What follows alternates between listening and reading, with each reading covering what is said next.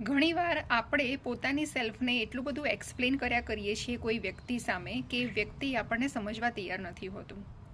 એણે ઓલરેડી આપણા માટે એક રાય બનાવી દીધી છે, જે સારી છે ક્યાં ખરાબ છે.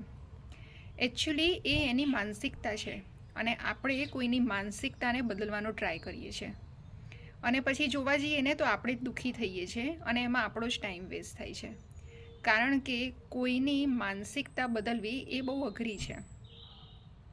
એના કરતાં હું એવું માનું છું કે કોઈને આપણી સેલ્ફને એક્સપ્લેન કર્યા કરીએ એના કરતાં આપણે આપણી મેન્ટલ હેલ્થ પર કામ કરવું જોઈએ. કોઈના કારણે આપણી હેલ્થ સ્ટ્રગલ ના થાય અને આપણે મેન્ટલી ડિસ્ટર્બ ના થઈએ એવો ટ્રાય કરવો જોઈએ. અને એક સમય આવે છે, સમય બદલાય છે કે આપણે કોઈના કરેલું સારું કામ, કોઈને કરેલી મદદ કે પછી તમે પોતે જ તમારા કામ પર સારો ફોકસ રાખશો તો એકવાર કામ જ બતાવી આવે છે કે તમે સારા છો કે ખરાબ છો. તો ત્યારે બોલીને કોઈને એક્સપ્લેન કરવાની જરૂર જ નથી રહેતી.